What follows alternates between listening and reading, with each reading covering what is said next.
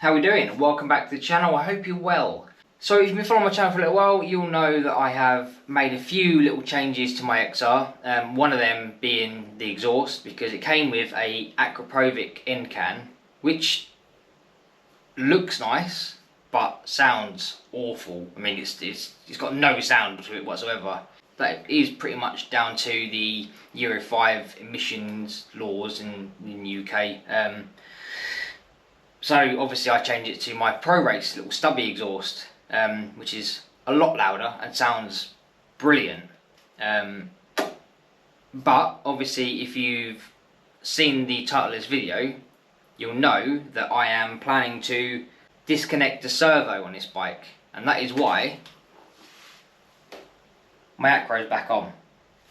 Now it still sounds crap right now, but on my last video I said about the Acro's got to go. Everyone was saying I should have just disconnected the servo, remove the servo, it makes the bike sound such better, and I hum and hard a long time, but because I just spent sort of 300 quid on an end can, I weren't really up for doing any more. Well, I'll get the most out of the end can.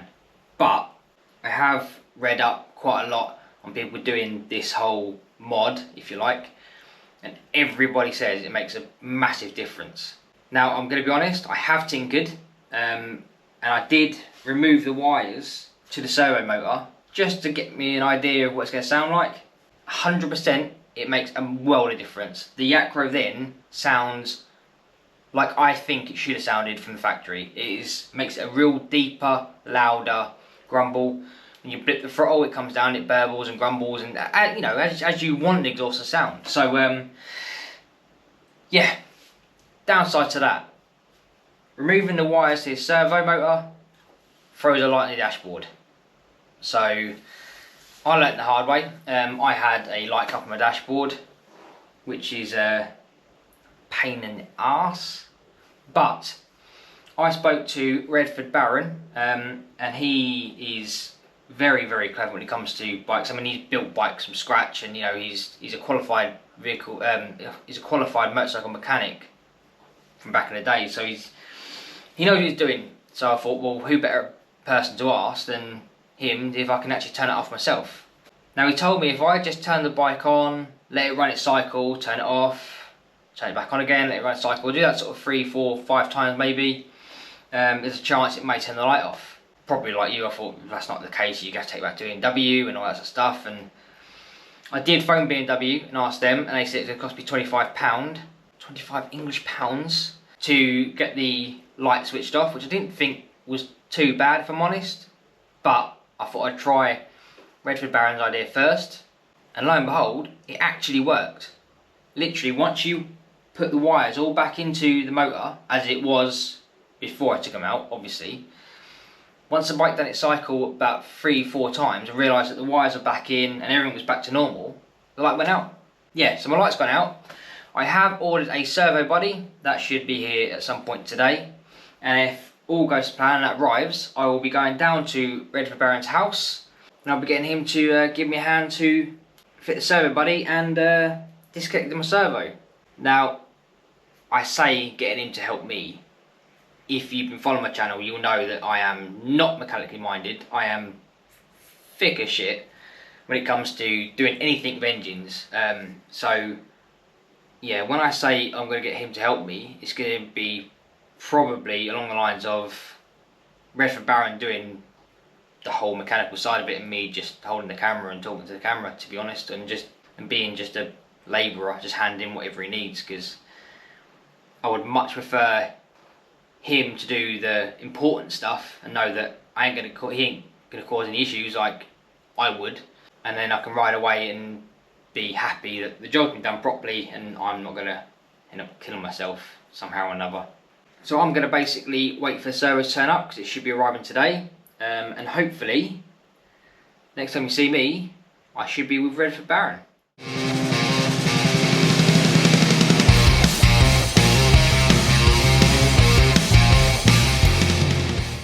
So welcome back. We are now in RST Paragon's little man cave. He's hiding around the corner. Hello. This is the guy that's gonna do my bike properly and not me, because I'll sod it up like I said I would. So yeah, what we're going to do is obviously remove the exhaust. I think down there somewhere is the servo motor, I think it is. Am I right in saying that? Yeah, well the servo valves there, the motor is up underneath the sort of where the battery and the seat and everything is, or I don't know if the battery is under there actually, but yeah, the servo motor's up in there, and it's just got cables running down to the valve under there. So see, that's why I'm not doing it, because I don't know what bit's what. So I don't really, but sort of, having a go. So yeah, first things first, obviously remove the exhaust because it makes it a little bit simpler, and then remove that cover to get to the wires where they're connected, because that's the bit that flaps up and down and all that. But yeah, I'll just record what Reassembling Baron does and just take note, because I will.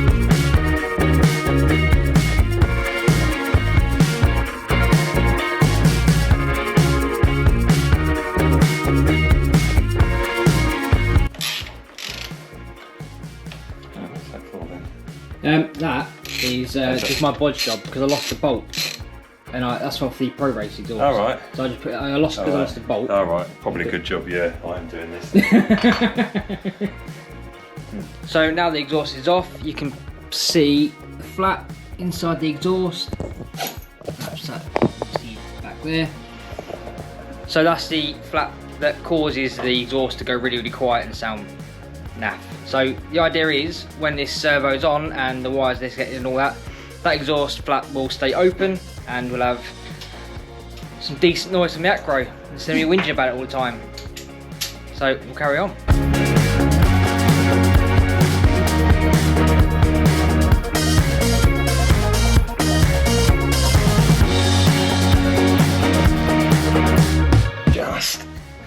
That's got it.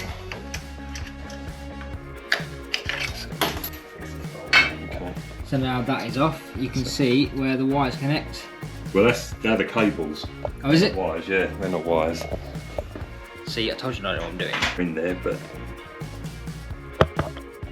there you go. So the servo itself is in a really, really crappy place to get to. I'll try and so inside there is the servo. I don't know if you can even see that, but obviously we need to get the servo off so we can plug the healtec servo body in, stop my light coming back on. Yeah, it's gonna be interesting. That's really tough.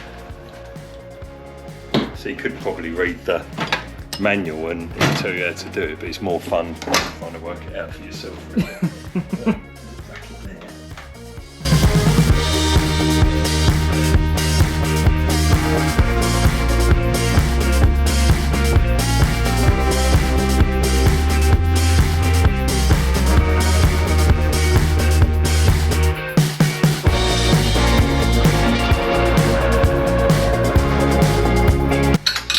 Cables back, bring them up here.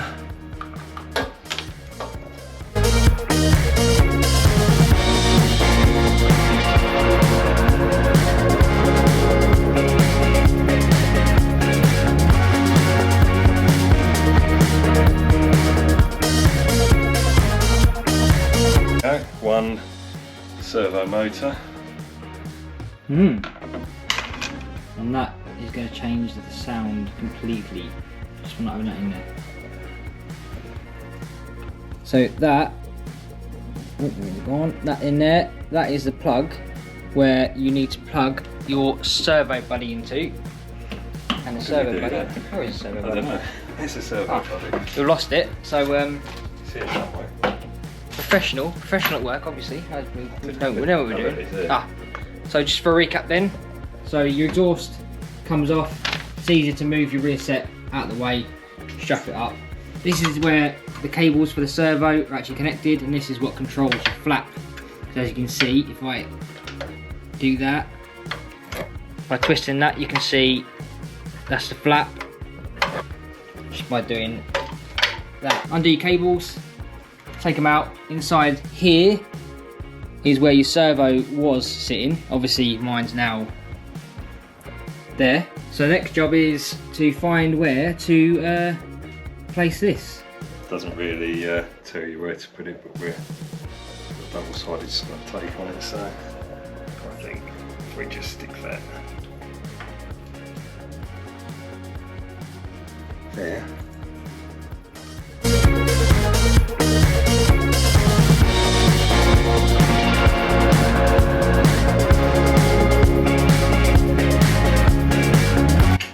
So all the fiddly stuff is all done now. It's all now ready to go back on again.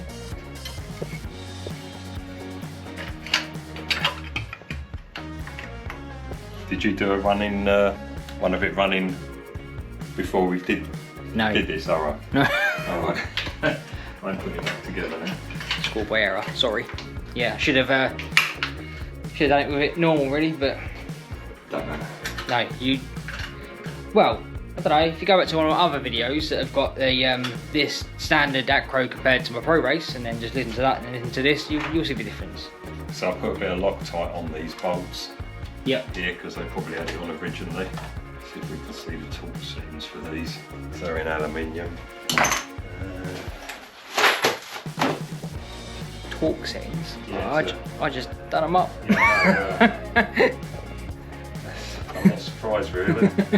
It's not imperative, but it does.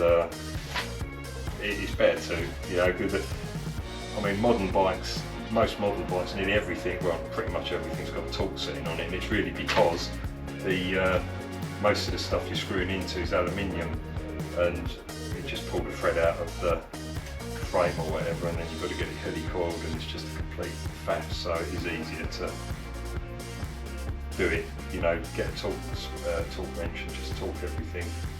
See, this is why I'm not doing it. This is why I roped in with a Baron, because God knows what it ended up looking like, but I'm just excited to hear it. And the other thing is as well, with a torque wrench, you know that you're tightening everything up evenly rather than, you know, if you're doing it by just tightening the crap out of it. It's at least by doing it that way, you know that you've everything's done evenly, so it's likely to cause any problems. Worry about torque out the exhaust. No. It's rubber mounted, that's not really, that's got a lock-in nut on it anyway, so.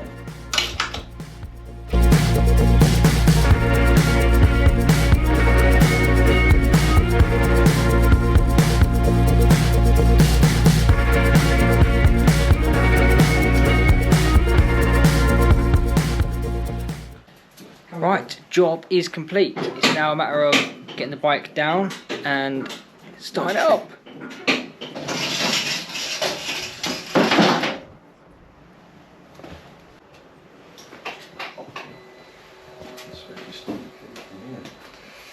Right, you ready? Yeah.